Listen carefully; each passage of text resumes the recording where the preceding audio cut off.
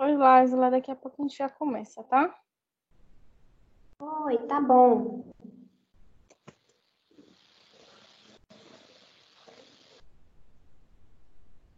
Oh, meu Jesus.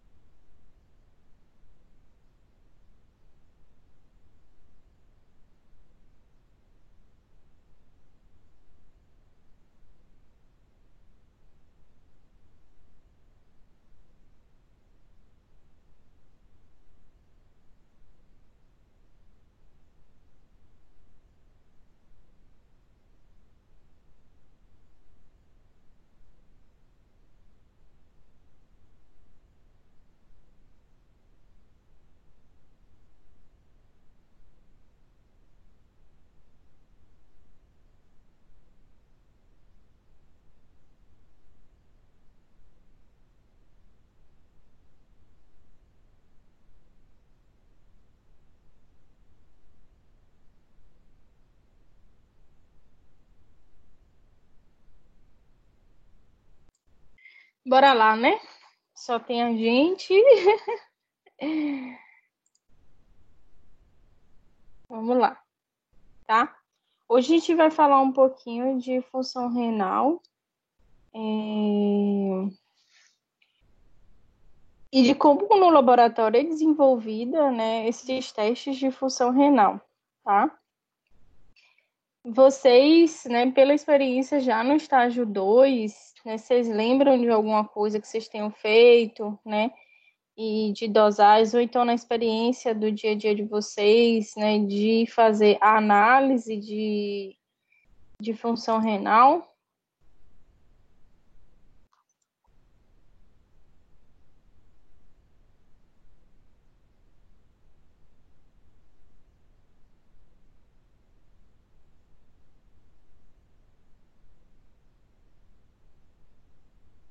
Nada? Ou algo que vocês imaginam que vai estar avaliando a atividade renal?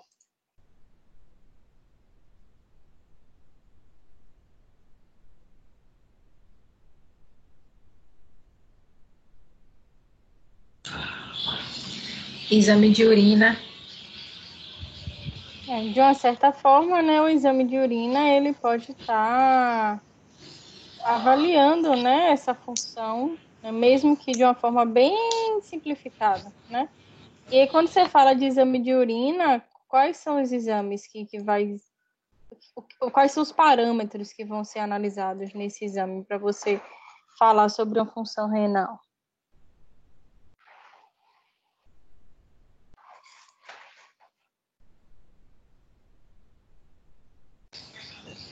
Vamos lá.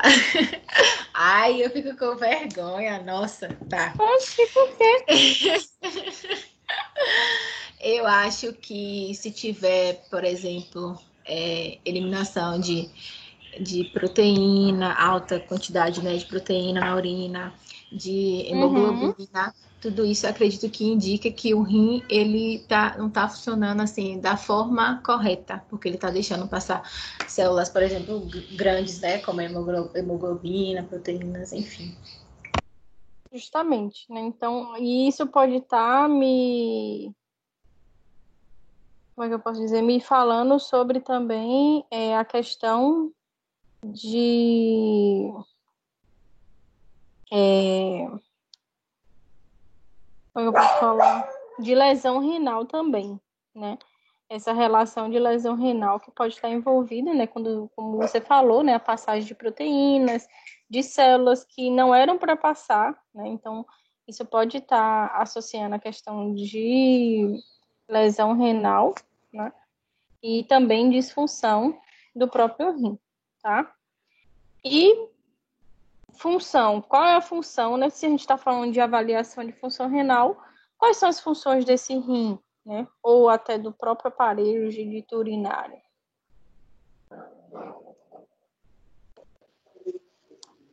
Filtragem de substâncias, ureia, ácido úrico. Pronto, né? Filtração de algumas substâncias, como você falou, por exemplo, a ureia, né? E a ureia é um dos marcadores que a gente utiliza para fazer a avaliação, né? Porque ela deve ser filtrada, né? Ela deve ser eliminada na urina. Então, esse componente, né, está envolvido a partir daí, tá? Então, falando do aparelho geniturinário, a gente tem dois rins, né, dois ureteres. Lembrando que os rins, né, eles vão ficar localizados nessa porção posterior do abdômen, né, mais na região superior, na região que a gente chama da região dos flancos, né, ali abaixo das costelas. Sendo que o rim direito, ele normalmente ele é menor do que o rim esquerdo, e eles são as unidades funcionais, né? Dentro do rim, onde vai promover toda essa função de filtração, de secreção, de excreção de substância, na sua menor parte funcional, que são os néfrons, né, que compõem os rins, e a glândula suprarrenal, que envolve, né, a secreção de alguns hormônios importantes. Essa parte hormonal a gente vai abordar um pouco mais lá para frente, quando a gente for discutir um pouquinho de avaliação de hormônios, tá? Mas só lembrando que também tem essa conexão, né? A suprarrenal, ela tá ali na parte superior dos rins e tem esse envolvimento. E aí os dois ureteres vão ter essa função de condução da urina, né, até a bexiga, e a bexiga é a região de armazenamento dessa urina até que a gente tenha um volume, né, para que ela seja, então, excretada. Então, falando, né, do nosso rim, a gente vai ter aqui a região do córtex, que é essa região aqui mais externa, e nessa região do córtex, onde a gente vai ter vários nefronzinhos, e nesses néfrons a gente vai ter a região da cápsula de Bowman, os túbulos renais, que vão ter, né, essa função, né, de filtração, ou nos túbulos a função de excreção ou de reabsorção, e eles vão estar conectados, né, no tubo coletor, que vai ser um tubo principal, que vai cair nessa região aqui, né, medular, essa região aqui central do nosso rim, onde vai fazer essa coleta da urina, passar pelo uretré, chegar lá na bexiga. Então, tudo isso acontece. Qual a importância de eu saber disso quando eu estou falando de bioquímica? Justamente para eu saber essa função e a correlação dessa função, né, com as substâncias que eu posso estar avaliando nos exames de função renal, tá? Então, dentro dessas principais funções, a gente tem a função de eliminação de toxinas, de substâncias de forma geral, né? nesse sistema de filtração, né? A regulação da formação também né, com componentes que são importantes, né? A secreção maior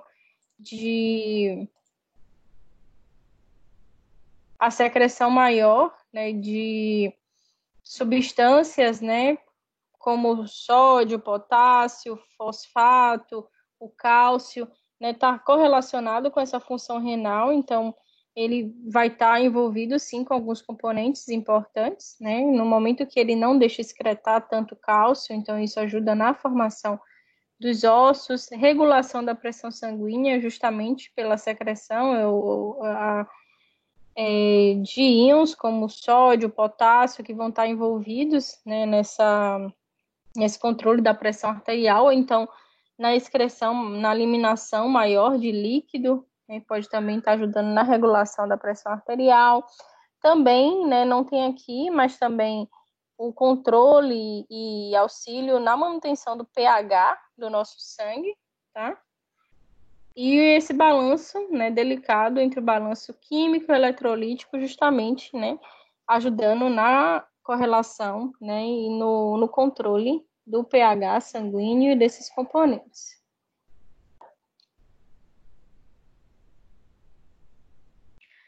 Então, a região ele vai ter entrada, né, das artérias eferentes, a saída das aferentes, naquela região aqui da cápsula, né, onde a gente vai ter essas entradas, e a ultrafiltrado.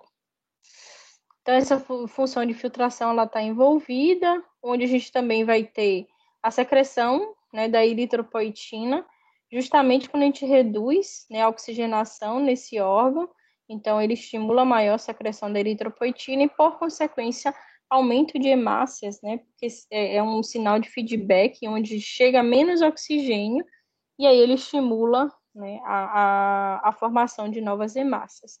Sistema renina, angiotensina, aldosterona, a gente vai falar, né, quando for falar dessa parte de regulação hormonal, mas eles estão envolvidos no equilíbrio, né, de maior ou menor excreção de sódio, controle da pressão arterial e também, né, o estímulo ou não de aumentar a eliminação de água ou reduzir, né, a eliminação de água, né, a partir do hormônio antidiurético que vai estar envolvido nesse sistema, né, juntamente com a atividade renal.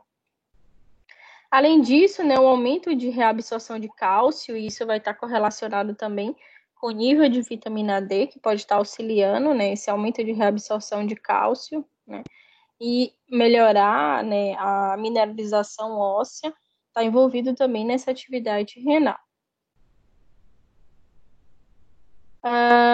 Então, aqui, uma imagem de um néfron, né, onde a gente vai ter aqui cada uma dessas funções que eu falei. A função aqui inicial, né, do ultrafiltrado, onde a gente vai ter essa cápsula de Bowman, a anterior eferente e a saída da aferente. Nessa cápsula de Bowman, né, a gente vai ter uma pressão, né, e a pressão do vaso, ela tem que ser diferente da pressão aqui nos nossos túbulos, né, e na cápsula, para que o que tem aqui dentro do vaso saia mais facilmente para a região da minha cápsula e, por consequência, do túbulo proximal, tá? Outra coisa importante, né, é essa diferença de pressão e o tamanho também da partícula que vai passar. Como Camila falou, componentes muito grandes, né, partículas muito grandes, eles não vão ser filtrados, tá? O ideal é que não filtre, normalmente são componentes importantes, né, para o funcionamento do organismo, eles então não vão estar sendo filtrados, tá?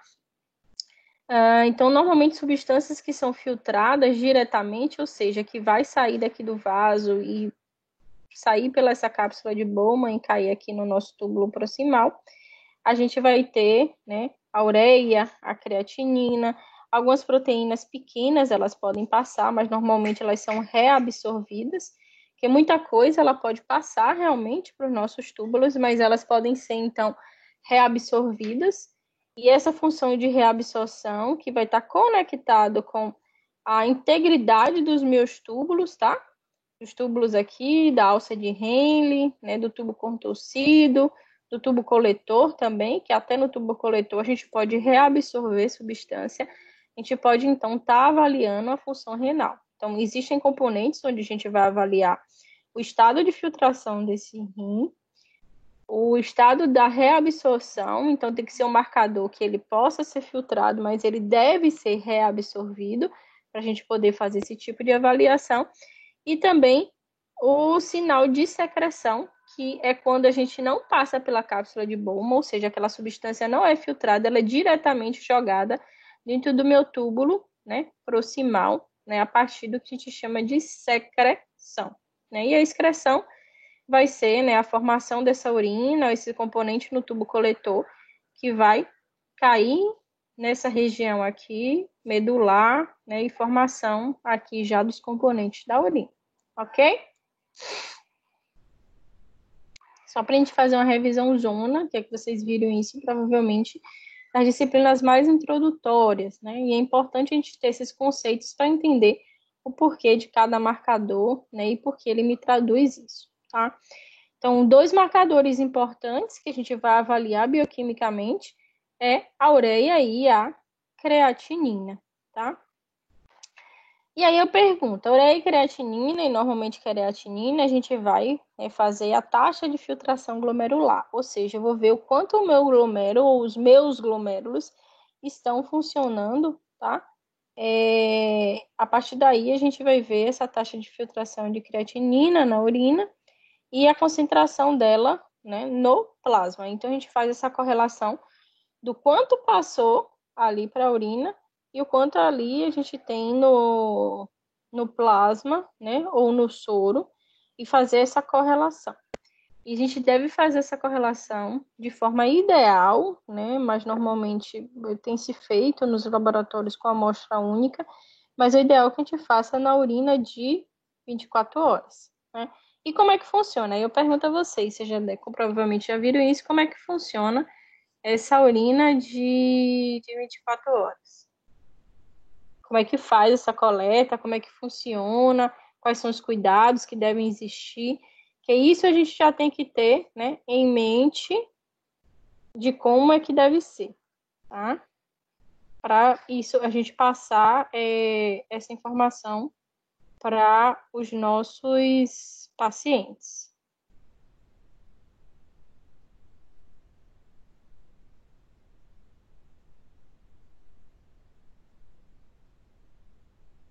Nada? Não é possível que vocês não viram sobre urina de 24 horas. Já viram líquidos biológicos, práticas de parasita e líquidos. Com certeza os professores dessas disciplinas falaram de urina de 24 horas. Pelo que eu lembro, o paciente tem que urinar numa garrafa PET durante o dia inteiro, né? E guardar, acho que na própria, se não me engano, até levar para o laboratório no dia seguinte. E como é que deve ser feita essa coleta? Eu falo de tempo, né? Quais são os tempos adequados para a coleta? Não vou lembrar, não. Tá?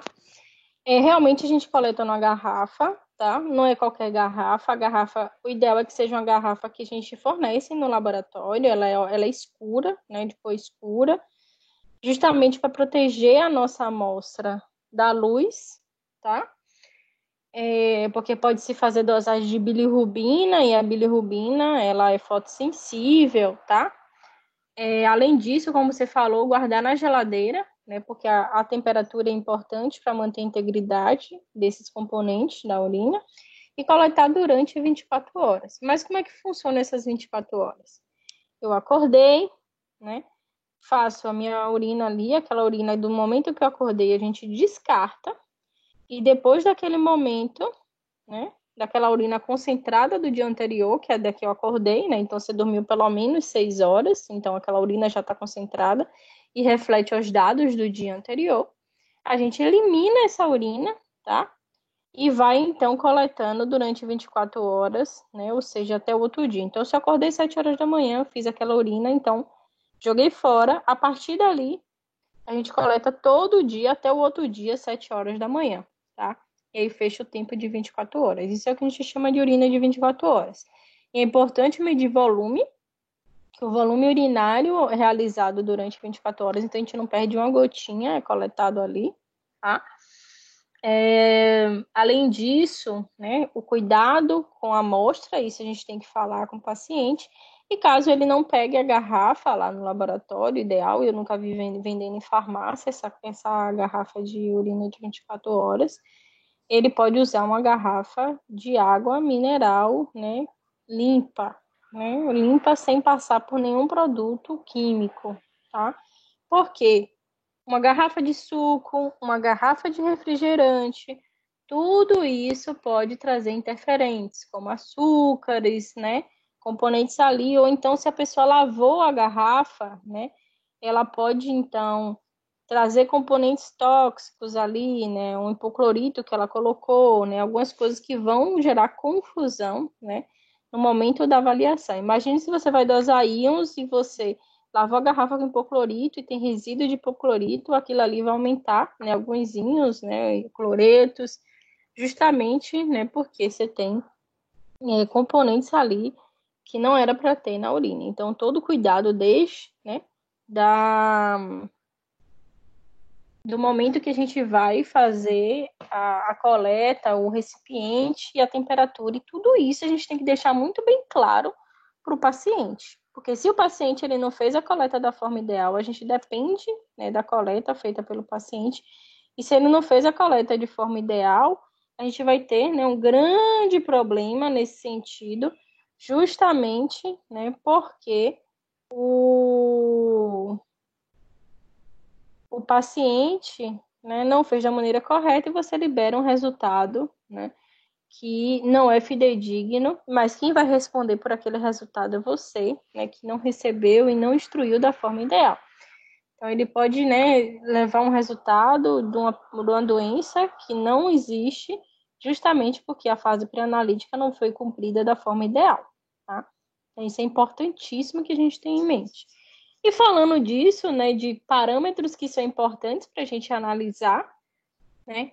Vocês já ouviram falar de ureia e creatinina, desses dois marcadores, né, que são utilizados?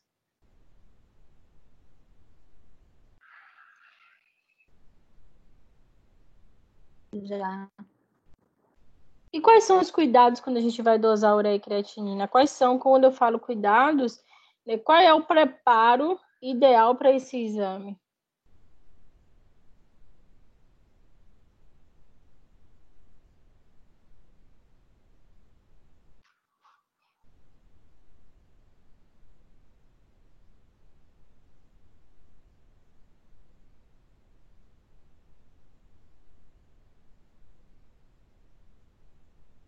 Nada?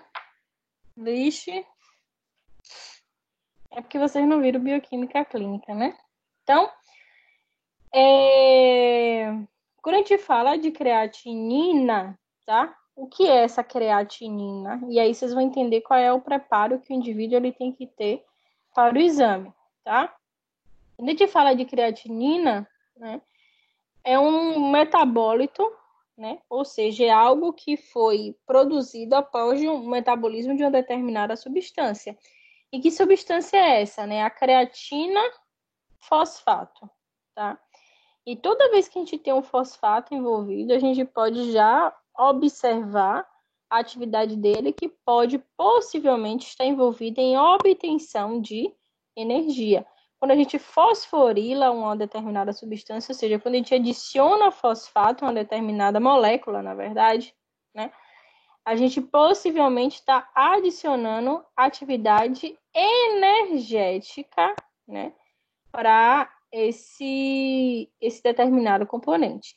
Então, a creatina fosfato, né, ela é uma reserva energética que vai ter lá nos nossos músculos, tá?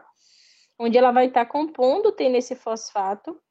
E no momento que a gente precisa de adicionar fosfato, por exemplo, numa molécula de ADP, tá? A gente pode utilizar essa creatina fosfato, tá?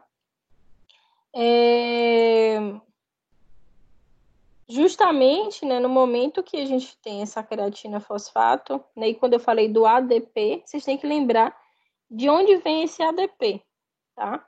A gente tem a nossa moeda energética, que é o ATP, que é a adenosina trifosfato, ou seja, ele tem 3 fosfatos, e aí sim ele pode, né, adicionar esse fosfato a uma determinada molécula e adicionar energia a essa determinada molécula, tá?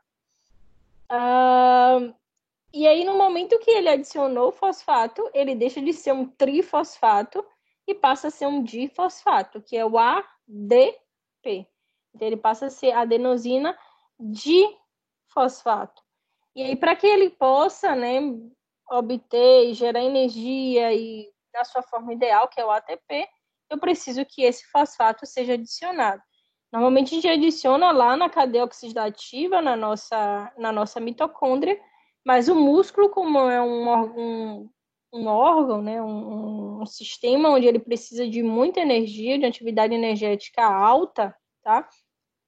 Ele tem esse outro componente secundário, que é a creatina fosfato, que vai estar ajudando, né, nesse aumento desse ATP, tá? De deixar de ser ADP e ser ATP, certo? Ok? Então, no momento que ele tem a sua atividade, essa creatina fosfato, que ele já fez o seu papel de adicionar fosfato no ADP, ele deixa de ser creatina fosfato e passa a ser creatinina. Essa creatinina, ela não vai ser mais usada para nada, então é como se fosse um lixo metabólico. E esse lixo metabólico, ele vai então, né, ter que ser excretado, ser eliminado ali nos rins, né, porque ele não vai mais ser utilizado em nenhuma atividade, tá? Então, visto, né, que a gente tem essa atividade envolvida, né, de musculatura, de metabolismo, quais devem ser possivelmente os cuidados para que eu possa dosar essa creatinina, né, ver esse aumento de creatinina, se tem muita creatinina, e ter o parâmetro com o meu rim. Lembrando que, após ter essa atividade, a produção dessa creatinina, ela vai ser filtrada aqui no meu rim, tá? Se ela não está sendo filtrada, ou seja, se ela está se acumulando no sangue, e eu posso dosar lá no sangue, no soro ou no plasma do paciente, se ela está acumulando no sangue do paciente, significa que ela não está sendo filtrada, então vai me dar um indício de perda de função de filtração glomerular, perda de função renal. Então, vamos pensar, quais seriam os cuidados, então, para esse paciente, para ele que for lá dosar essa creatinina lá no soro? Quais são os possíveis preparos ou recomendações que você deve dar para esse paciente? Vamos pensar aí.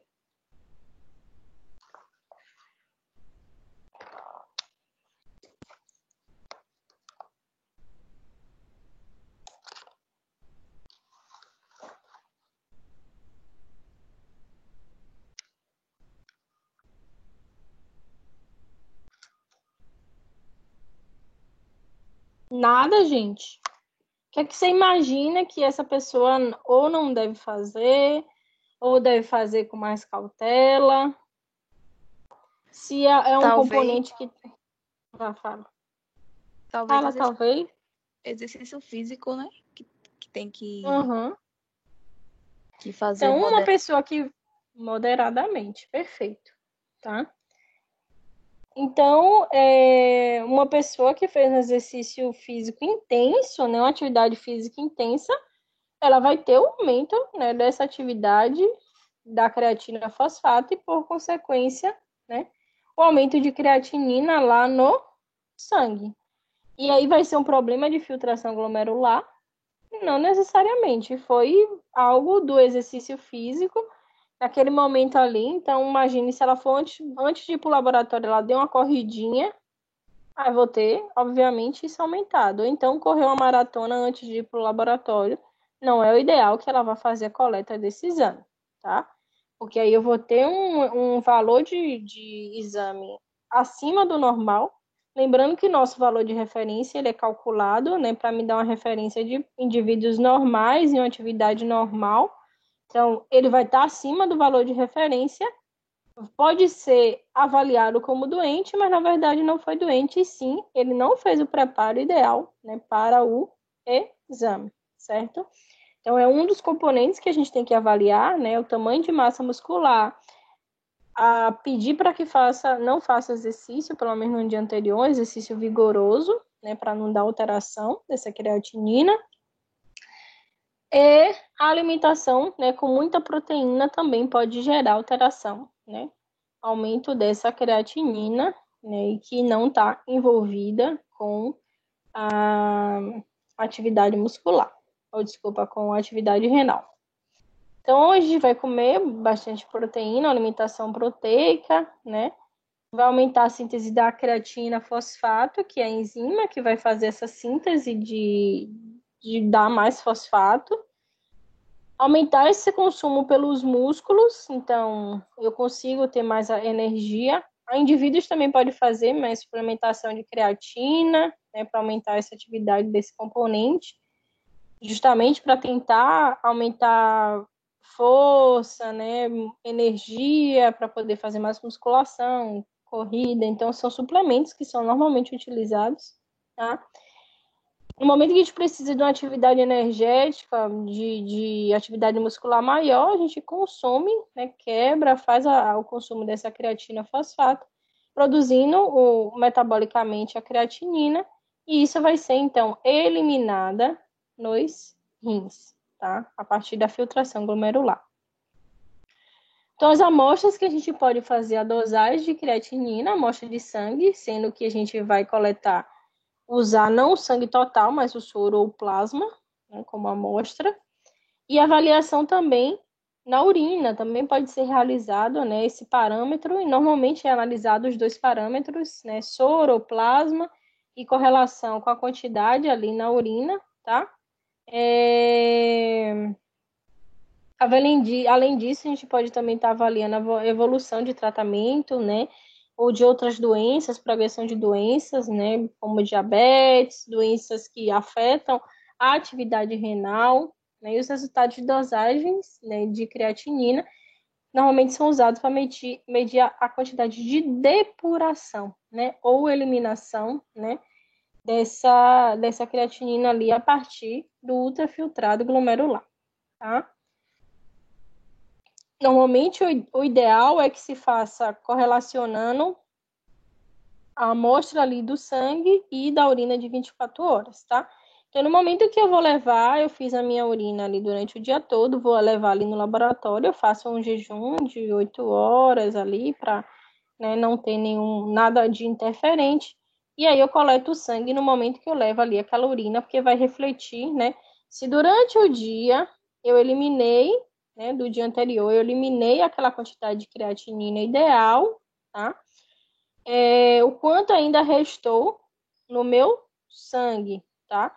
Então, por isso que a gente coleta ali durante o dia, e no dia que eu for levar, naquelas 7 horas da manhã do outro dia, que eu tô coletando lá no laboratório sangue, eu vou, então, coletar, né, para poder ter esse parâmetro, o que tá na urina e o que ainda tem ali no soro, e eu consigo fazer essa correlação de ver de quanto foi depurado, ou seja, de quanto foi eliminado, se foi eliminada a taxa ideal. Então, a gente pode fazer essa avaliação, né, a partir dessa taxa de depuração, né, de creatinina, tá? Então, a gente pode colocar num gráfico, fazendo essa correlação, né, a referência lá da minha filtração glomerular por ml, minuto, né, em milímetros quadrados, para a gente poder saber, né, em quantos glomérulos estão atuando e a quantidade ali de filtrado que está passando. E a gente pode ver, né, quanto, né, maior a quantidade de creatinina que está ali ainda no meu sangue, menor foi a minha taxa de filtração glomerular. É essa correlação, tá? Então, se eu tenho mais creatinina no sangue, significa que pouco dela foi filtrada ali a partir do meu néfron e ficou retida, então, no sangue. Entenderam essa correlação?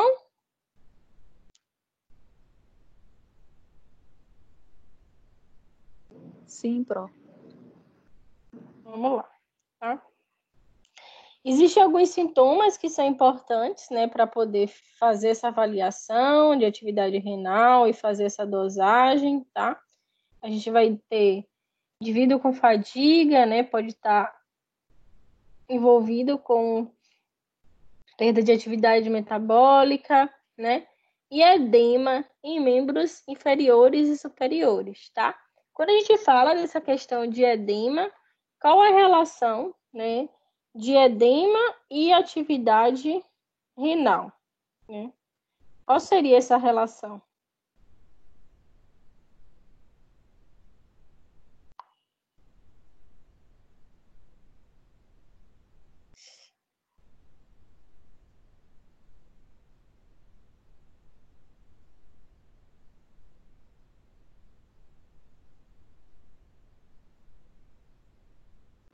Seria porque, por não estar filtrando direito, o corpo fica retendo líquido para meio Pode que... ter essa relação.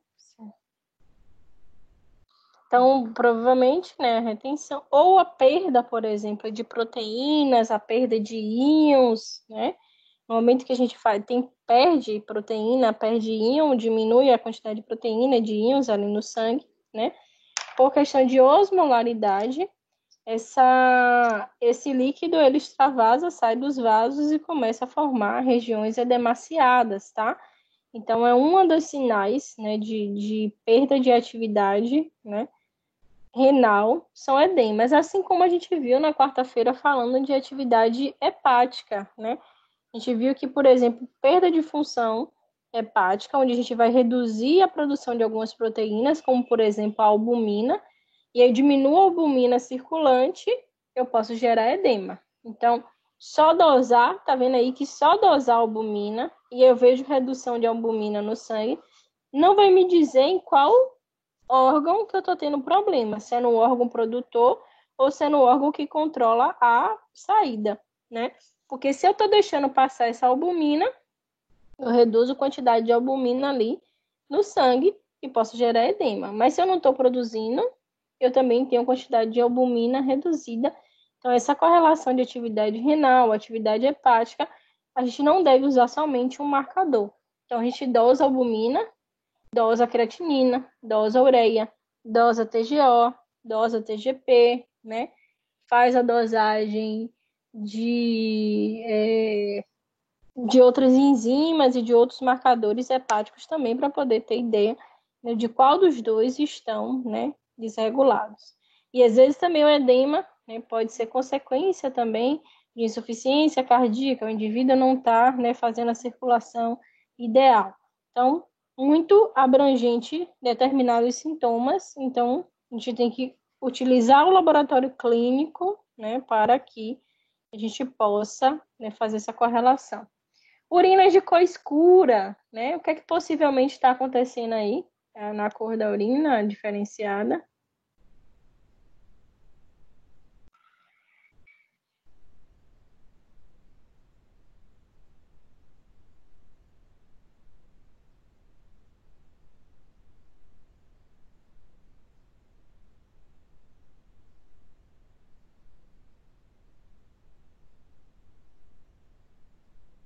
O que é que possivelmente pode deixar a urina de cor mais escura? O que é que deve estar passando ali, provavelmente? Pode estar me traduzindo uma lesão, né, algo do tipo. Ó, gente, não fico com vergonha, não. Só tem a gente aqui, pelo amor de Deus. Seria hemácia e outras proteínas, Pro? Você pode estar liberando diferentes componentes, como você falou, a Camila até falou no início, né? Hemácias, né? Liberação de algumas proteínas, né? Alguns componentes que estão passando e deixando essa cor mais escura, ou excesso de bilirrubina, né? Tudo isso pode estar sendo associado. Dor nessa região das costas, por que esse sintoma?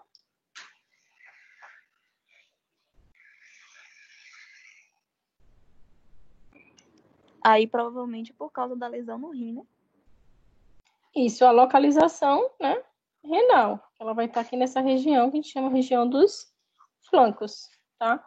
essa associação de dor, né, justamente na localização do órgão, né? Então, a gente vai estar associando volume urinário pequeno, né, como vocês falaram, né, está associado também a descontrole da regulação hídrica desse rim, né, ou descontrole de alguns hormônios que são produzidos na suprarrenal, por exemplo, né, que pode estar também gerando essa dor. E a questão da hipertensão arterial, justamente o controle de íons, né, que vão ser excretados, ou controle de líquidos ali envolvidos também, tá?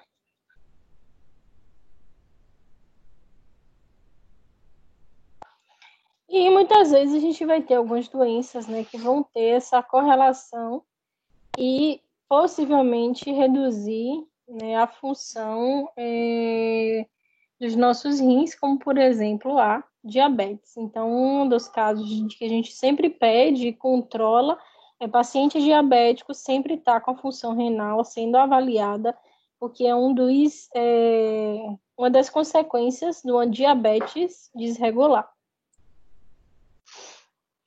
Os valores de referência, eles vão variar um pouquinho de laboratório para laboratório, normalmente, mas a gente pode ter, em média, né, o valor de referência lá no sangue de creatinina de 0,6 a 1,3 miligramas por decilitro, né, acima disso já pode estar me dando indício de uma doença renal, né, então 1,5, 1,6 nessa referência já pode estar associado, né, de lesão. E pode ter influência, sim, de sexo, idade, peso do paciente, atividade muscular, massa muscular, né? Então, pessoas com a musculatura maior, elas podem ter taxas maiores e não ter doença, né, renal. Então, tudo isso tem que ser avaliado, tá? Então, fisiculturistas, obviamente, eles têm uma massa muscular muito maior, eles precisam de energia maior. Pessoas que suplementam, né, vão ter mais creatinina sendo eliminada, então eles podem ter, naquele momento que eu vou fazer a avaliação, né, um nível alterado, que na verdade não está alterado, e sim porque ele tem uma maior quantidade de creatinina. Então a gente tem que ter muito cuidado na avaliação de alguns parâmetros, e isso também está relacionado com a dosagem de ureia e creatinina, tá? Nesse caso aqui, a gente ainda está falando da própria creatinina. Então, o aumento desses níveis de creatinina vai indicar problemas que afetam a função renal, né? Níveis sanguíneos altos, né, de creatinina podem ser observados temporariamente após lesões musculares, né? Níveis mais baixos de creatinina são incomuns, então não é muito normal da gente observar. Mas esses níveis aumentados no sangue, né, podem ser observados se eu tiver só uma lesão, uma atividade muscular aumentada. Então, por isso que eu falei dos cuidados. Então, isso vocês têm que ter em mente.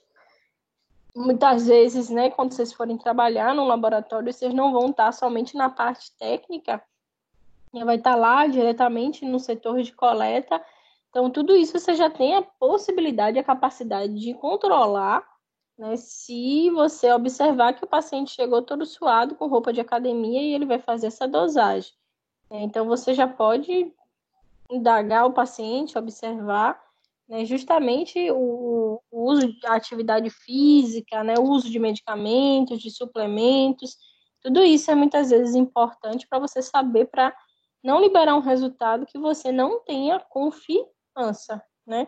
Ou então que você libere como alterado e, na verdade, foram outros interferentes ali que envolveram, né, naquele exame, certo? Pro, Oi? rapidinho, só para a senhora me confirmar, que se eu não me engano, o marcador creatinina só mostra quando o rim já está com 50%, acho que, da função renal destruída, não é isso? Isso. 30 a 40, mais ou menos, né? Mas você já tem uma função. Eles demoram realmente de fazer a coisa. Você tá certo assim. Não é logo assim, por exemplo, começou a parar de funcionar, tá no iniciozinho de parar de funcionar. A gente vai ter essa alteração, não. É como você falou, mas é mais ou menos cerca de 30 a 40% de perda. Que aí, quando a gente começa a observar a creatinina aumentando. Tá correto, sim, tá? É porque isso depende da fonte, né, que a gente pegou. Mas a gente tá com a função reduzida, já avançadazinha, para poder ter essa alteração, tá? Mas são os marcadores que a gente utiliza. E ainda nesse momento de 50% ou 30% ou 40%, ainda é um momento onde eu posso fazer uma intervenção para que eu não tenha 100%, né, uma insuficiência renal. Então, a gente tem que avaliar logo de cara e já pode já ter observado se é um indivíduo que faz rotineiramente ali aqueles exames, ele vai pegar, né, mesmo que ainda ali, que não seja realmente no início, mas ele consegue pegar essa alteração, tá? O outro marcador, né, que vai estar envolvido com a taxa de filtração glomerular é a ureia, tá?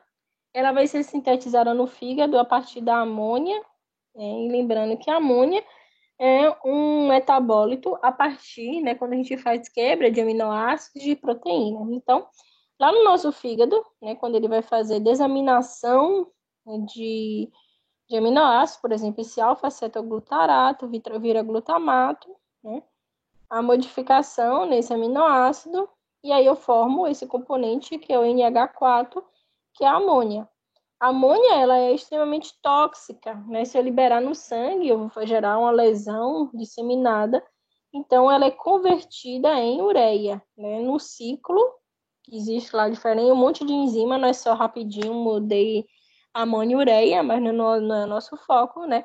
A gente vai ter um ciclo onde vai ter essa transformação, né, de amônia em ureia, e isso acontece lá no fígado, que tem todas as enzimas competentes para fazer essa ação, tá? Então, produzir a ureia, menos tóxica, não vai servir para mim mais para nada. Vou jogar no sangue, lá o nosso fígado vai fazer isso a partir, né, daquelas arteríolas ali, aqueles componentes que vão estar lá irrigando o nosso fígado, né, a veia, a porta. Ele elimina, esse eliminado, ele vai então até o rim, na nossa região aqui de filtração, né? Nessa filtração aqui, a ureia ela começa a passar livremente, né? E ela vai ser filtrada. E a gente também pode fazer essa dosagem de ureia para poder avaliar, né, a capacidade de filtração do meu rim.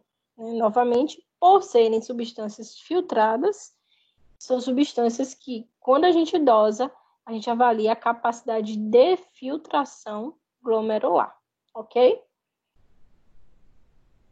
Tem um indicador que vai estar avaliando o funcionamento, a gente pode, né, coletar no sangue o jejum mínimo 4 horas, mas como a gente tem interferente de consumo proteico, né, eu acho, né, e já é minha opinião, né, no 4 horas é o que a gente tem nos livros e nos manuais, eu esperaria, né, um tempo de no mínimo de 8 horas, né, onde a gente vai ter um estado mais fidedigno para poder avaliar. Porque se a ureia, né, a gente for pensar, é um componente onde, no momento que a gente tem uma certa quantidade de proteína, essa proteína vai ser trabalhada, examinada e vai ter, então, a produção da ureia ali, tá? Então, se eu fiz uma alimentação bastante rica em proteína, eu vou ter uma produção maior de ureia. Mesmo que meu rim esteja funcionando normalmente, eu vou ter uma alteração, um aumento ali no sangue, que não me traduz o que está acontecendo no rim, e sim me traduz a minha alimentação, que foi rica em proteína, e eu produzi um metabólito, né, a partir dessa quebra de aminoácidos, formação de novos aminoácidos, direcionamento de aminoácidos, que pode acontecer lá no meu fígado, ok?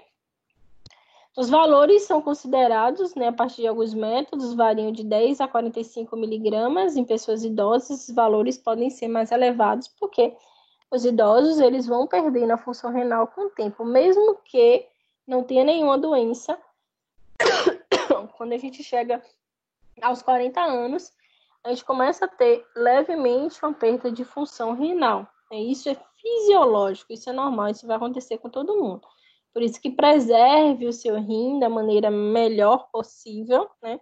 Porque a atividade dele começa a ser reduzida com o tempo, tá? Outras coisas que podem estar alterando esses valores de ureia, a desidratação, Então, no momento que o indivíduo ele está desidratado, ele diminui a quantidade de água ali, ele pode, por consequência, tá?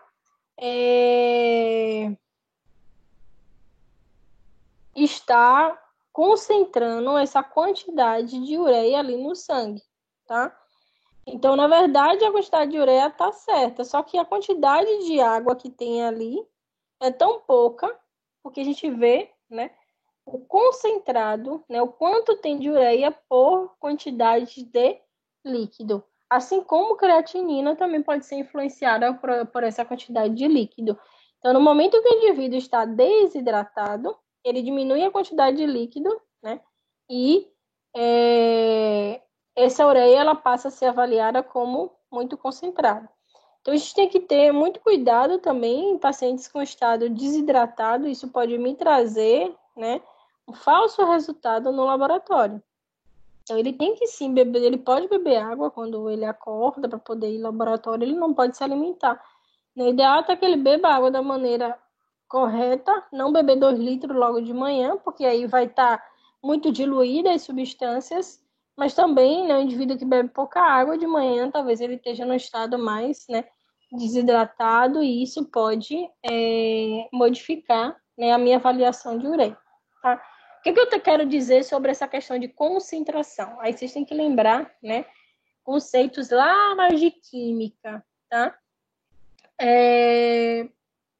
Uma concentração, ela vai ser, né, um soluto, algo sólido, né, dentro de uma determinada quantidade ali de líquido. E aquela quantidade que eu tenho por partes do líquido é o que a gente chama de concentração. Então, se você for pensar em 1 litro, eu tenho 10 colheres de sal, então uma determinada concentração. Mas se em 200 ml eu tenho essas mesmas 10 colheres de sal, vocês concordam comigo que, né, vai estar muito mais concentrado nos 200 ml do que no litro, porque eu coloquei, né, a mesma quantidade de sal, só que o volume de líquido ele foi, então, reduzida. Então, o sabor mais amargo a gente vai sentir, né, porque essa quantidade ela está mais concentrada. Mas quando a gente aumenta a quantidade de líquido, a gente dilui, então a gente diminui essa concentração, certo? Uso de diuréticos, né, substâncias que podem aumentar a excreção de líquido, e isso também pode acabar concentrando também a quantidade de ureias e de outros componentes. Sangramento digestivo também pode estar proporcionando esse aumento dessa concentração. Alimentação muito rica em proteína, porque a gente já viu que a ureia ela vai ser derivada a partir do metabolismo desses aminoácidos. E doenças hepáticas, né, pode também estar modificando, justamente porque todo esse metabolismo, ureia e creatinina, de ureia e amônia e ureia, ele vai estar acontecendo lá no meu fígado, certo? Então, muito cuidado, né? Outra coisa que eu posso confundir com doença hepática, né? Essa dosagem de ureia, que pode estar alterada e não necessariamente ser um marcador renal. Então, nunca dosar um marcador isolado. Em conjunto com a dosagem de creatinina, né? A gente vai avaliar, monitorar esses pacientes renais. Podem ser usados exames de rotina, e muitas vezes, por ser uma rotina, muito rotina, né, que é clássico se pedir esses 2 marcadores, às vezes a gente não tem todo o cuidado para poder fazer a avaliação. Então, investigar o paciente, o tipo de alimentação que ele fez, né, fazer a avaliação,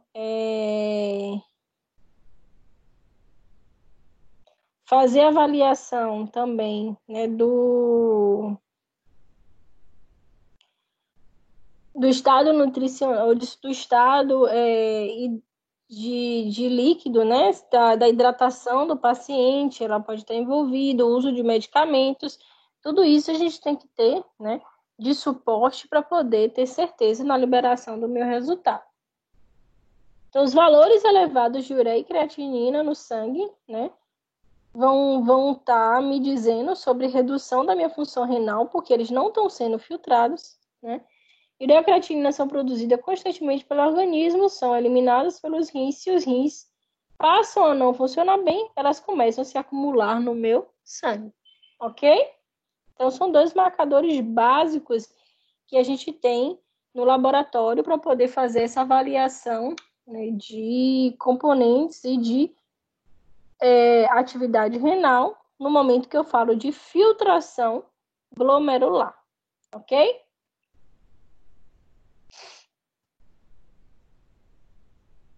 Como vocês citaram, a gente também pode fazer análise na urina, né?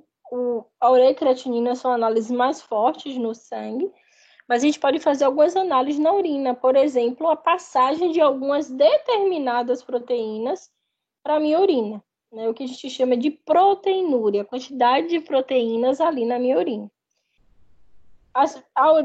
Essa quantidade de proteína ali na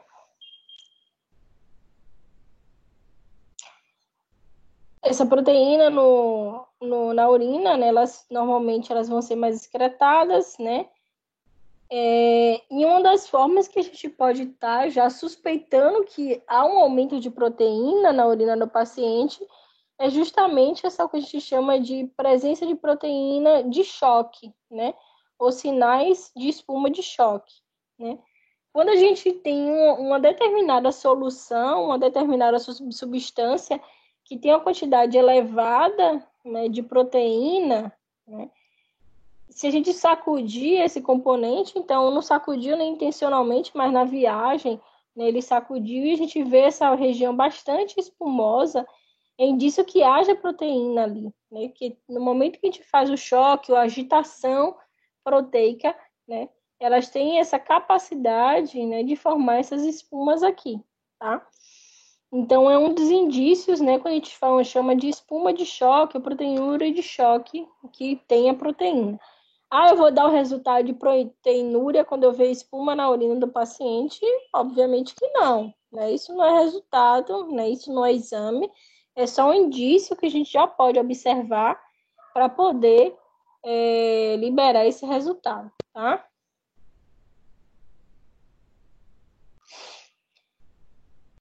Deixa eu aumentar aqui, né, para vocês verem alguns componentes que a gente pode estar avaliando, né? Funções renais, né, a partir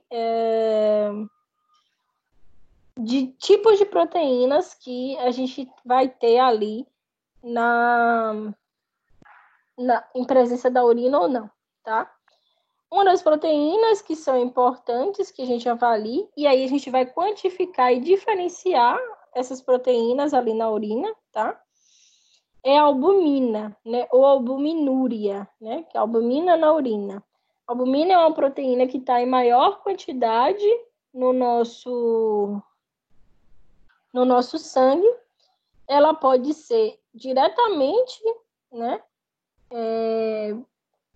Filtrada. Normalmente a gente vai ter grandes quantidades de albumina na urina, acima dos valores normais, quando a gente tem algum problema no meu sistema glomerular, né?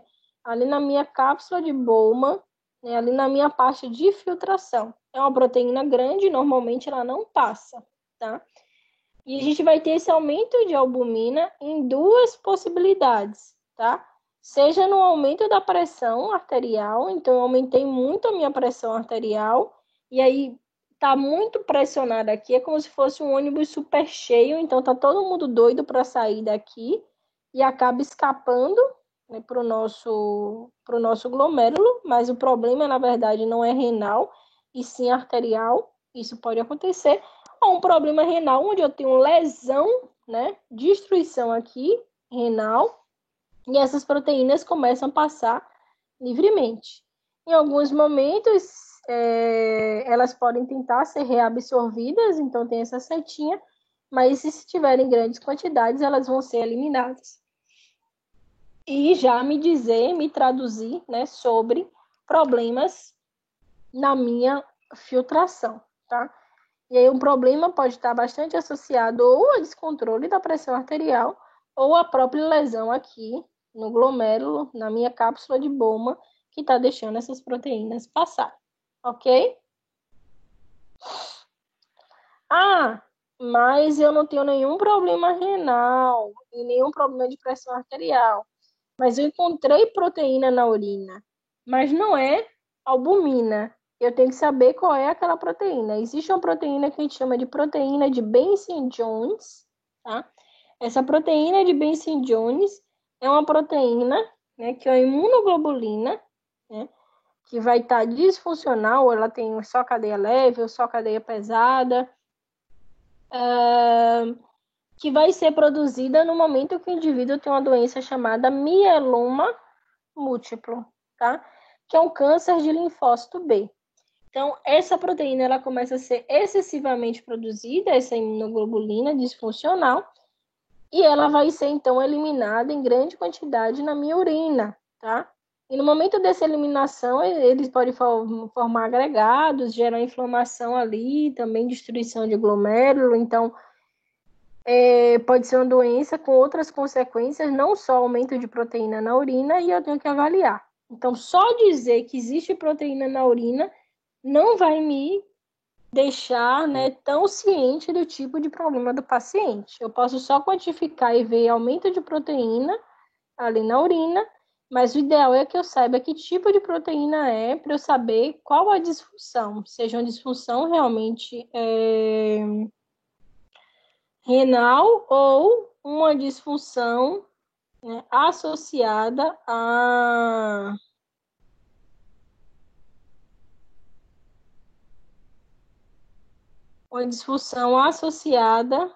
né, a um outro problema, né, em um outro sistema, como, por exemplo, o mieloma múltiplo, tá?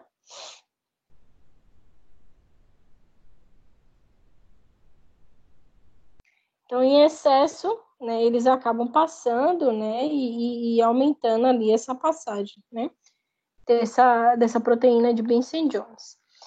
E uma outra avaliação que a gente pode fazer, né, por exemplo, de substâncias que normalmente passariam, tá?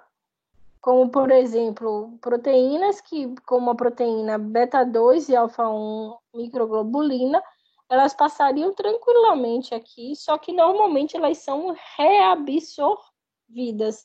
Então, eu preciso da minha função do meu túbulo de maneira ideal funcionando, porque elas devem ser reabsorvidas. Mas se elas não estão sendo reabsorvidas, significa que nessa região do túbulo renal não está funcionando, eu tenho alguma lesão, algum problema ali no funcionamento dos meus túbulos, que essa proteína ela não está sendo reabsorvida, e aí eu começo a encontrar, né, esses dois tipos de proteína, alfa-2, né, alfa-1 e a beta-2, microglobulina ali na minha urina, e aí me traduz, olha, aquele paciente está com problema tubular, não problema glomerular, porque eu não encontrei nem albumina, nem proteína de Benson-Jones, nem nenhuma outra proteína que tenha a ver com filtração glomerular, somente essas duas, então o problema é tubular. Né? Isso vai diferenciar o tratamento, né? A avaliação desse paciente. E uma outra proteína que a gente pode encontrar ali no sedimento da urina e fazer a quantificação lá na sedimentoscopia da urina, né, no sumário da urina, é a proteína de Tan-Horsfall. Né? A proteína de Tan-Horsfall é uma proteína que é formada aqui no túbulo renal, ou seja, não tem nada a ver com o meu sangue, mas ela normalmente ela pode ser formada quando eu tenha também lesão tubular, né? E elas se desprendem do nosso túbulo, então ela vai ter o formato desse túbulo, são proteínas grandonas que a gente consegue visualizar em microscopia óptica, e vai me dizer também, né, de problemas tubulares, ok?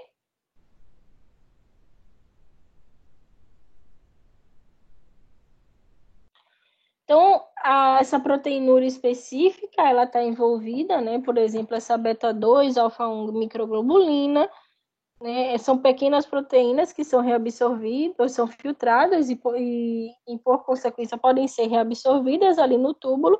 Se elas estão aparecendo na urina, significa que não foram reabsorvidas, e se elas não foram reabsorvidas, existe uma lesão tubular. E a gente pode quantificar numa eletroforese, né, num kit de dosagem colorimétrico, saber que existem essas proteínas. Então, eu posso só dosar e ver a quantidade de proteína ali total, mas eu posso qualificar e quantificar e ver o tipo de proteína ali que está sendo produzida e excretada na minha urina, tá? Ok? Vamos lá. Então, normalmente a gente faz numa amostra de 24 horas, né? Porque a gente vai ter um concentrado melhor proteico, de quantidade de proteína normal, tá? Então, a quantidade de proteína total, ela vai estar acima de 100 miligramas por dia, né? E a albumina, né? 30 miligramas por dia. Por que o dia? Porque a urina de 24 horas. Então, existe albumina na urina? Existe, mas o valor dela tem que ser menor que 30 miligramas. Começa a ter uma variação discreta quando ela está acima de 30 miligramas até 300 miligramas, né? Então, microbilirúria, que pode acontecer ali pontual, já é um indício de que eu tenho que ficar observando. Uma proteinúria total, né, o número total de proteínas, né, ou seja, não só albumina, mas a proteinúria total. Normalmente ela vai estar entre 300 e 500 miligramas por dia, então eu tenho uma proteinúria discreta. Uma proteinúria mais leve, né, entre 500 e 1.000 miligramas por dia, moderada, 1.000 e 3.500 miligramas dia. E uma proteinúria grave, elevada, né, 3.500 miligramas por dia. Então, o indivíduo já está com lesão em néfron, lesão mais, como é que eu posso dizer, mais elevada, né? Então, isso tem que ser bastante avaliado, tá? A ideia de se fazer essa dosagem de proteína justamente porque às vezes a gente pode, né, os marcadores de ureia e creatinina, eles podem demorar, né, de ser alterados e a gente conseguir fazer a avaliação.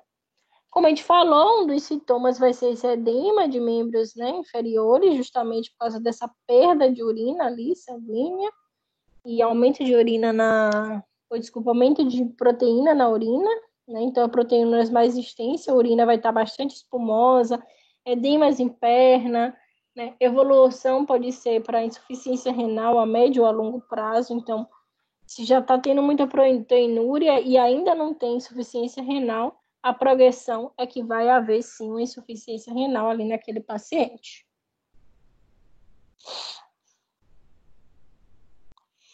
Algumas doenças, elas podem estar acarretando, aumentando essa possibilidade de se ter uma lesão e, por consequência, a gente vê proteinúria, né?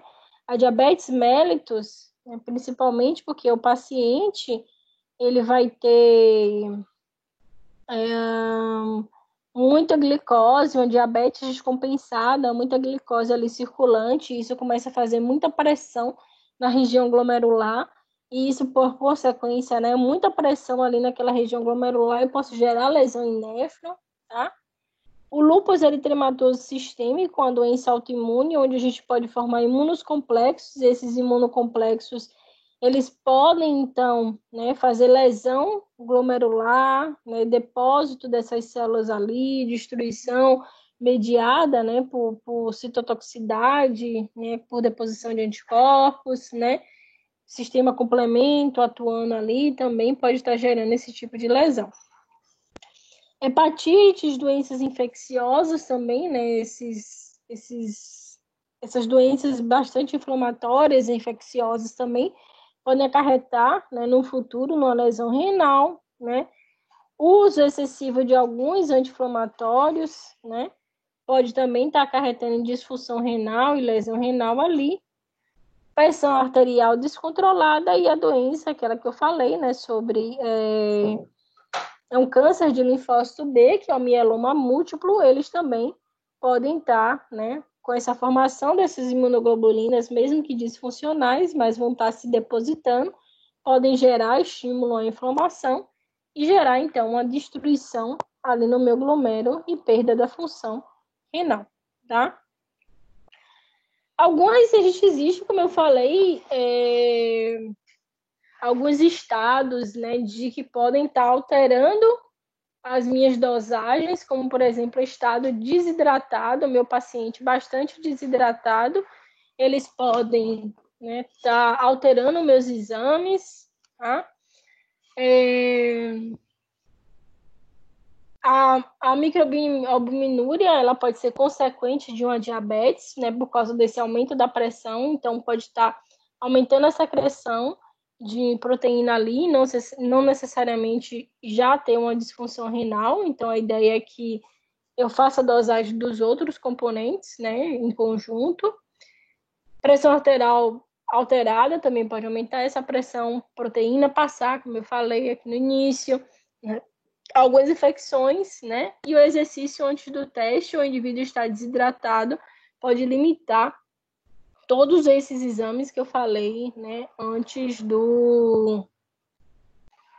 da dosagem em laboratório. Outra coisa importante, porque a gente faz urina de 24 horas para dosagem de proteínas, é porque durante o dia a gente fica em diferentes posições, né?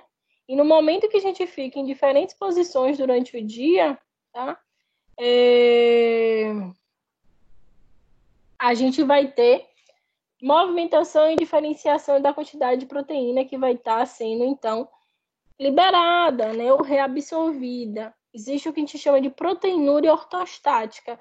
Só da gente ficar em pé, né, e aumentar a pressão ali, né, a pressão atmosférica, a pressão ali no meu glomérulo, eu posso estar passando proteína ali na urina. Mas no momento que eu sento, eu deito, né, elas são mais facilmente reabsorvidas. Então, a ideia de se fazer uma urina de 24 horas é justamente porque eu tenho, né, uma compensação dessas mudanças que podem acontecer durante o dia, tá? Então, é um dos cuidados que a gente tem que ter. Então, só dosei proteinúria, liberei uma proteinúria altíssima no indivíduo de uma amostra única. Muito cuidado com isso no laboratório, né? A ideia é que, né, se faça numa coleta de 24 horas. Mas o médico, ele pediu numa amostra única, no sumário. Então, você faz a dosagem, se der alterada, às vezes é bom você pedir a recoleta do paciente para ter certeza daquele resultado, né, para você não estar liberando um resultado inadequado, porque não foi o exame ideal que foi solicitado, ok?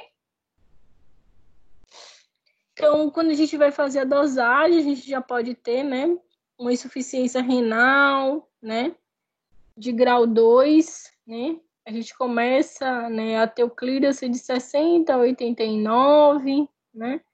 Uma insuficiência de grau 3, né? 30 a 59, e o clearance, né, com a insuficiência de grau 4, 15 a 29 é mais ou menos essa razão. Tem mais ou menos isso que a Maiane falou. A gente vai começar a ver alteração, né? Quando a gente já tem uma perda parcial ali, cerca de 30% de perda da atividade renal. Tá vendo aqui? O rim tá um pouco menos aqui da metade, já disfuncional, né? Então, a gente vai ter essa perda ali da função um pouquinho mais agravada. Então, a ideia é que a gente tenha novos marcadores, né? Marcadores mais sensíveis, né? Que a gente tenha uma maior mudança, que não tenha tantos interferentes, né? Que possa, né, ser utilizado, né? Apesar da ureia e creatinina ser largamente utilizada no laboratório, tá? Caso de acidose metabólica, eles podem estar, né, associados à atividade renal, né? E meu rim não está funcionando muito bem, então eu não consigo fazer a secreção ideal de bicarbonato, né? Eu posso ter aumento, né, de cálcio, hipercalemia, aumento da osmolaridade, porque eu não estou eliminando íons de forma ideal, ou eu estou eliminando demais, né? Redução do volume de urina, ou, né, que é a oligúria, ou aumento de glicose na urina. Isso são parâmetros que a gente vai estar avaliando, né? E que vai estar associado também à perda de função, né? Aminoacidúria também, esse aumento desses aminoácidos ali na urina. Então, outros componentes que eu posso usar, né? Não é diretamente no laboratório de bioquímica, né? Mas fazer a bioquímica, da urina, que passa no setor, né, de uranálise. Então, já a cor vai me dizer, né, alguns que pode existir algum problema renal ou não na cor daquela urina, quando eu for receber o sumário do paciente, ou a urina de 24 horas. Se a urina ela tem aquele amarelo cítrico, né, vai ter aquela quantidade de urocromo ideal, e a gente vai lembrar do urocromo, que vai ser aquele metabólito depois que a gente trabalha, né, a bilirrubina, né? A bilirrubina vai, passa, né, lá para a urina e pode ser transformada em urocromo, tá? A urina muito concentrada, ela vai ser mais amarelada, né? A urina onde não tem metabolização dessa bilirrubina, né, ela vai ter pouco urocromo, então ela vai ser mais esverdeada. Isso pode também estar envolvido com atividade e função renal, né? Uma urina mais avermelhada, eu posso ter presença de componentes do sangue, como hemoglobina, mioglobina, hemácias, né? Ou o consumo de alimentos com alguns pigmentos, como, por exemplo, o uso em excesso, no caso da beterraba, pode também estar alterando. Então, eu tenho que tomar cuidado com esses interferentes, tá? A urina com cores diferenciadas também pode me falar sobre o uso de alguns medicamentos, como metildopa, envenenamento por fenol, né? Pode trazer uma cor diferenciada da urina. E uma urina mais leitosa para o opaco pode ser presença, né, de lipídio, lipodúria, né, ou lipidúria, e piúria, que é aumento de leucócitos, né, presença de leucócitos ali em excesso na minha urina, que pode estar associado, né, a uma lesão, né, então aumento de atividade inflamatória, ou associado a uma infecção urinária, né, porque a urina lá na região do trato, né, no aparelho geniturinário, no aparelho urinário superior, eu não vou ter bactéria. Porém, né, essas bactérias, elas podem ser, então, combatidas, né, pelos leucócitos, né, e aí eu vou ter um aumento de leucócito ali para poder fazer a eliminação dessas bactérias. Com a fitinha reagente, a gente pode fazer essa avaliação desses componentes que estão ali na urina. Então, avaliação de bilirrubina, né, o dano né, lá no parênquima, no fígado, né, icterícia obstrutiva também pode indicar, né, lesões, obstruções biliares. Então, esse aumento de bilirrubina não necessariamente vai estar envolvido com a atividade renal, né, e sim atividade hepática. Aumento de urobilinogênio pode ser um dano crônico agudo do parênquima do fígado, icterícia hemolítica, o estado patológico também do trato intestinal pode estar envolvido. Então, se eu tenho muito urobilinogênio, que vai ser enviado, né, como a gente viu lá na síntese de bilirrubina. Aumento de corpos cetônicos na urina, eles podem me falar sobre indivíduos diabéticos, porque no momento que o indivíduo ele não faz a ingestão ideal de glicose, ou então ele tem glicose circulante, mas ela não pode ser usada porque o indivíduo ou não tem insulina sendo produzida, ou produz insulina de maneira insuficiente, tá? Ele começa a fazer a quebra de gordura. No momento que a gente quebra gordura, tá? A gente vai, então, produzir corpos cetônicos. E esses corpos cetônicos, eles acabam, né, em excesso, sendo eliminados, eles são tóxicos, então eles vão ser eliminados na nossa urina, tá? Mas os componentes que vão me falar sobre a saúde e atividade renal são esses aqui, no quadrado vermelho, tá? Que são os componentes de glicose, né? Que podem me falar sobre, né, glicose na urina, pode estar me traduzindo sobre indivíduo que é diabético e tem glicose circulante demais, então ela está passando para a urina, então eu tenho glicosúria, ou indivíduo que tem uma lesão renal séria que está deixando a glicose passar. Então pode me dizer dois parâmetros. Obviamente eu tenho que fazer uma avaliação bioquímica mais ampla. Parâmetros de glicose, ou então os parâmetros renais, ou os dois em conjunto. Presença de proteína, né, na urina, proteinúria, sintoma de doença no trato urinário, né? E renal ali eu tô tendo, né, alguma lesão. E essas lesões que a gente já discutiu, né, dependendo do tipo de proteína, quando eu quantificar e qualificar e ver qual é o tipo de proteína, vai me dizer aonde ali está existindo, né, lesão, e onde possivelmente está existindo lesão.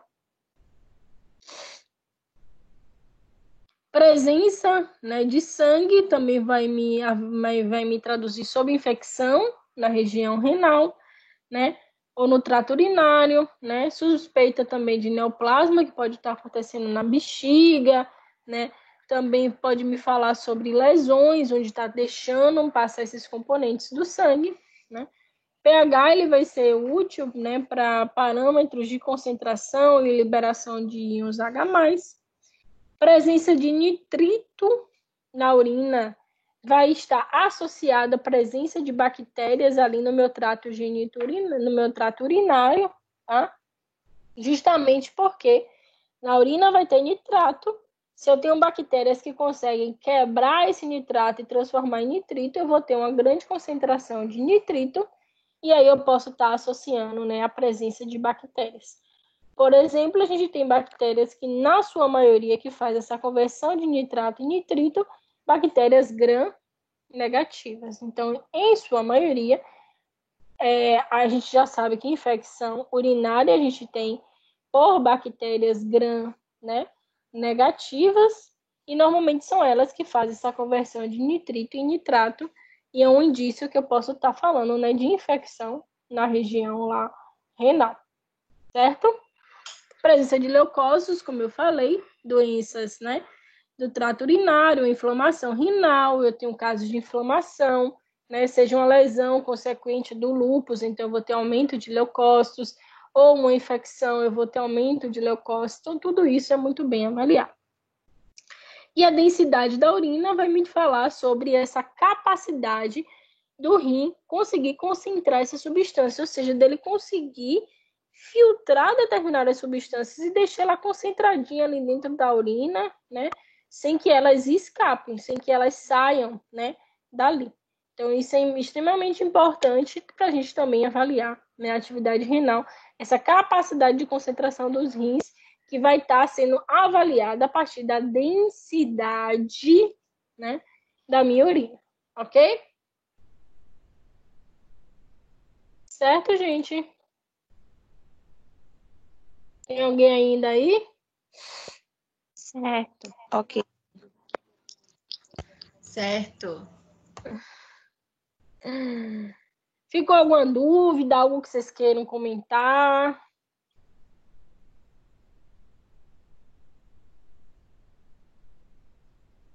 Não, Pro. Alguma curiosidade?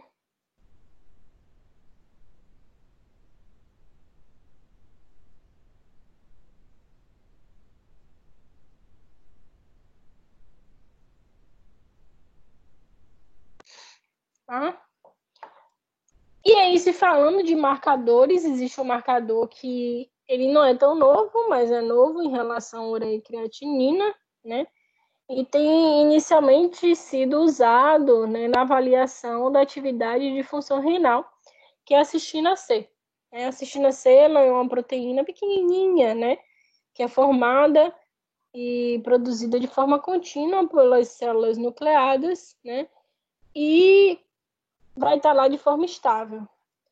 Ela é uma proteína que vai estar sendo filtrada, né, então depende da capacidade da filtração glomerular.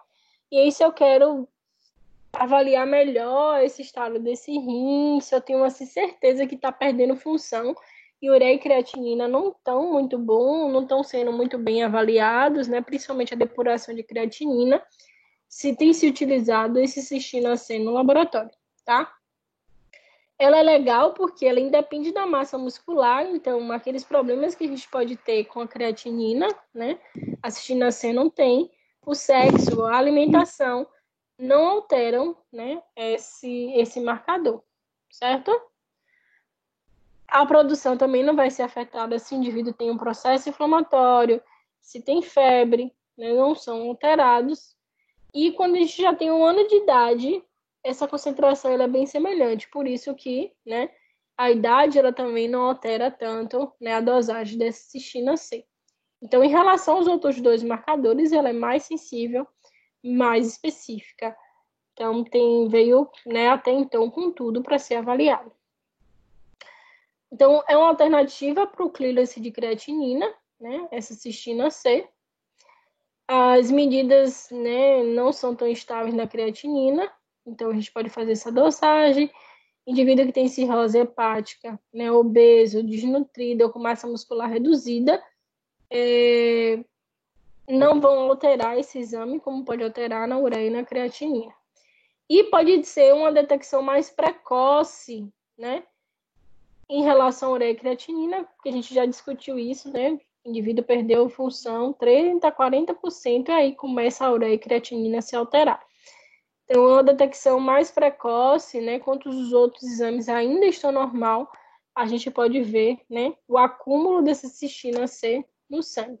Então, a doença ela pode ser conhecida ou suspeita, que pode afetar a doença renal glomerular, ou seja, indivíduos que têm esse quadro aqui, dessas doenças que a gente sabe que vai acarretar, né, doença descompensada, uma doença que é comum acarretar em problemas renais, a gente faz logo, né, a dosagem de cistina C para acompanhar esse paciente, né, para justamente evitar esses problemas dos outros marcadores. Tá? Idosos que têm uma perda, né, fisiológica normal de função renal e também monitorar a evolução de alguns distúrbios que também são conhecidos a partir daí, né, o uso de um determinado medicamento, né, e a cistina C, né, ela vai um exame onde se eu tenho a diminuição da taxa glomerular, né, e consequência da função renal, eu vou ter aumento dessa cistina C lá no sangue, tá? Porque era para ela estar sendo filtrada. Então, mais cistina C, menor função renal. Não é comum da gente detectar e encontrar lá na urina, né? Muito pouco, não é um parâmetro ideal, né? A ideia é que se avalie, né, o que está sendo retido lá no sangue, o que não está sendo filtrado, certo? Dúvidas? A gente vai ter alguns quadros de infecção, né, como a gente falou, que pode estar acarretando perda de função renal, né? Existe o Streptococcus pyogenes, né? Ele tem uma relação muito grande, né, de lesão renal, perda, hipovolemia também pode impactar na atividade renal, hidronefrose, ou seja, algum bloqueio que está aumentando, né, a quantidade de líquido, o líquido ali acumulado, então aumenta o tamanho do rim, isso pode trazer disfunção.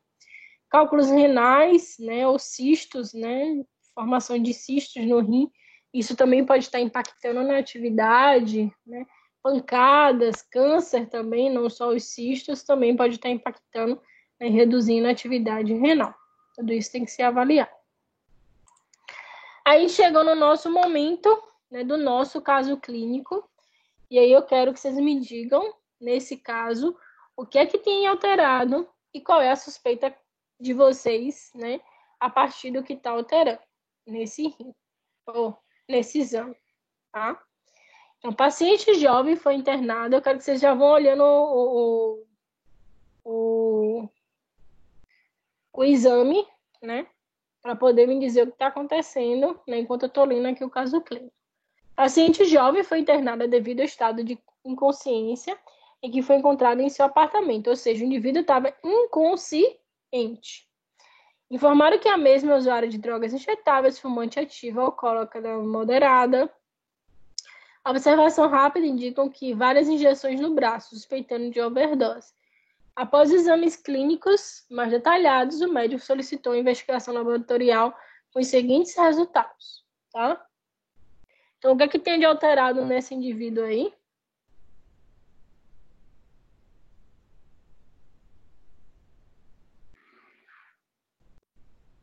Ureia, Ureia, né? Tá. creatina,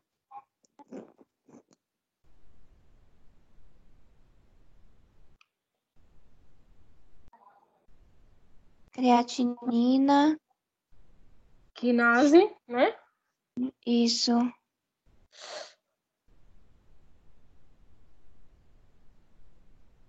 Fosfato. Uhum. pH baixo. Isso.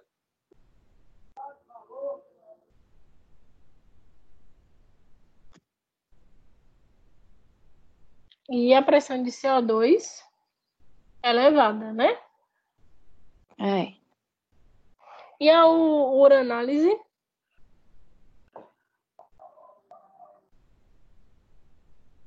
Sangue na urina. Presença de sangue na urina, né? E proteína também na urina, né? Uma cruz de proteína na urina, tá? Então, qual a suspeita clínica desse indivíduo?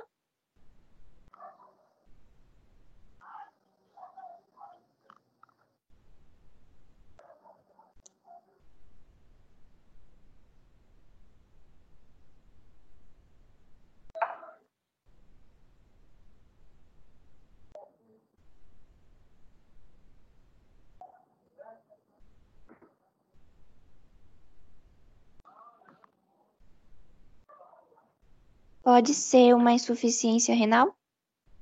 Isso. Existe uma insuficiência renal nesse paciente, né? Ureia e creatinina elevadíssimos, né? Com proteína na urina, com sangue na urina, tá? Além disso, existem outras alterações que a gente não falou, né? Desses marcadores aqui na aula, que são marcadores importantes, que podem estar correlacionados com a atividade desse rim, tá? O fosfato alterado, tá? Essa enzima aqui, creatina quinase, é uma enzima, aquela enzima lá do fígado, ou desculpa, do músculo, que vai estar lá fazendo a, né, atividade lá muscular alteradíssima, tá? E isso me diz sobre lesão renal, quando eu consigo dosar a creatina quinase, não é creatinina, né? É a creatina quinase, né? É a que vai fazer aquela função, né, de levar o fosfato. Então, ela está dentro do músculo. Se eu estou vendo aqui no sangue alteradíssimo, eu tenho lesão, né, muscular também. Além disso, né, os níveis baixos de bicarbonato e o pH baixo, né, o indivíduo ela está tendo, né, ela está inconsciente justamente por causa dessa acidose, né, metabólica, né, porque metabólica por causa da redução, né, de bicarbonato. E isso pode ser, né, inicial por causa da disfunção renal, né, que é importante, né, a secreção, a manutenção de bicarbonato no momento, né, que o rim, né, ele vai estar reabsorvendo esse bicarbonato, então o bicarbonato ele provavelmente não está sendo reabsorvido, então está sendo eliminado. Ela não conseguiu, né, gerar um controle, né, para o pH sanguíneo ideal, onde a gente tem aumento da pressão de CO2, que quem controla essa pressão de CO2 é o bicarbonato, né, e redução do pH. Então, a inconsciência desse indivíduo está associado à acidose metabólica, provavelmente causada por causa da perda de função renal, né? Então, a gente vê aqui nesse quadro clínico um indivíduo que, né, por impacto renal, ele pode estar proporcionando uma outra disfunção, né, no controle de eletrólitos, no controle da pressão, no controle do pH sanguíneo, né, e por consequência, ela ficou aqui então inconsciente. E existe, no caso dela também, né, uma lesão muscular por causa desse marcador, dessa creatinoquinase acontecendo, né, uma inflamação lá no músculo, a gente chama de rabidomiólise, ok? Entenderam mais ou menos o que é que acontece? Por exemplo, numa disfunção renal, né, se impacta em outros sistemas, né? Mesmo que seja inicialmente essa disfunção ali. Dúvidas, gente? Não. Não. Algo que vocês queiram comentar?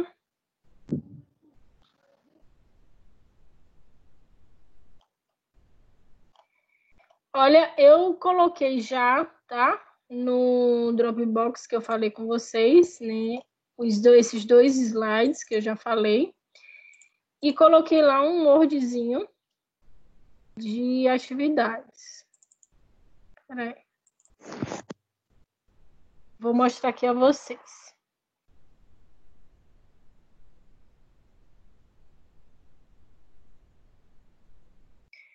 Eu tinha pedido, né, na quarta-feira, né, como atividade de fixação, né, para vocês. Referente à aula 1, foi estabelecer os marcadores hepáticos, usar esse arquivo que eu vou mostrar logo em sequência para um modelo. Referente à aula de hoje, né, estabelecer os marcadores renais que são utilizados. Então, vocês vão falar de todos esses marcadores. Ureia, creatinina, cistina C, né, falar sobre ele, proteinúria e os tipos de proteína que a gente faz avaliação lá na urina e que me traduz sobre uma lesão renal. Ainda sobre isso, eu quero que vocês tentem buscar na literatura científica, né, artigo científico, se existe algum marcador, além de todos esses que a gente falou, novo, né, que possa estar sendo utilizado para avaliação de função renal e hepática. Vocês vão pesquisar lá no Cielo, no Google Acadêmico, né? Novos marcadores renais, novos marcadores de função hepática, marcador de lesão renal, marcadores de função hepática. E se acharem mais algum além, né? Vocês fazem só um resuminho básico para na próxima semana a gente discutir isso, né? O que a gente vai discutir aqui, isso aqui, tá? Se vocês acharem algum marcador, eu vou cobrar, se vocês pelo menos buscaram, tá? E esses dois aqui é o que vocês vão me enviar. Aí eu vou mostrar aqui um modelinho do... Deixa eu abrir aqui o arquivo que eu não abri. Da tabelinha que é para vocês fazerem dos marcadores que a gente falou em aula.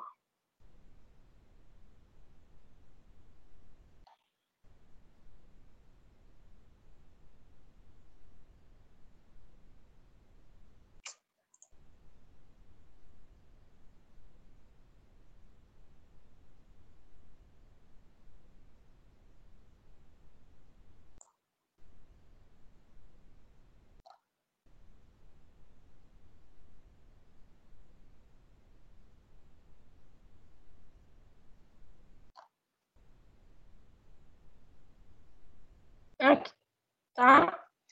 Esse outro, exercitando aí, o laboratório de marcadores hepáticos e, né? Mas...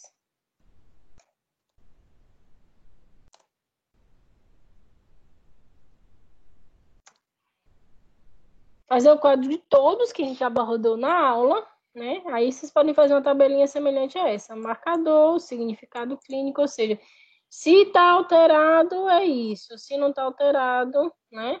Significa isso. Qual é o significado clínico? Só lembrando, por exemplo, eu falei aqui albumina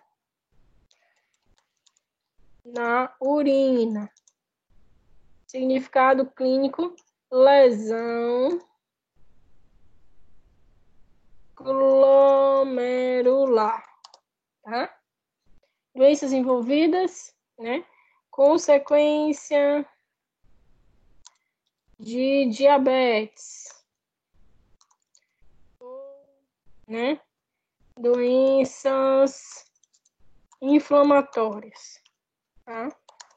E assim sucessivamente. Vocês podem fazer utilizando esse mesmo arquivo, inserir, né?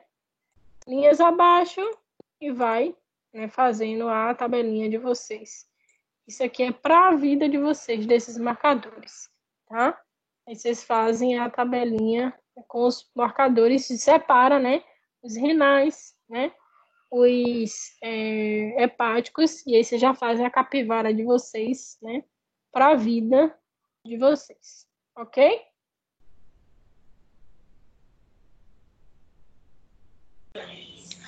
Prof, as aulas que estão sendo gravadas vão ser disponibilizadas em algum lugar? Vou sim, eu vou colocar lá no YouTube, é porque eu ainda não acabei não baixando os vídeos ainda para postar, e aí eu queria fazer as edições, né, que a gente fala as coisas no início, né? Mas eu acho que eu não vou fazer edição não, porque aí vai demorar mais ainda. Eu vou postar como tá, mas eu coloco o link oculto, né? Que aí eu mando o link, que é como eu estava colocando nas aulas da Unime, né? As aulas das disciplinas.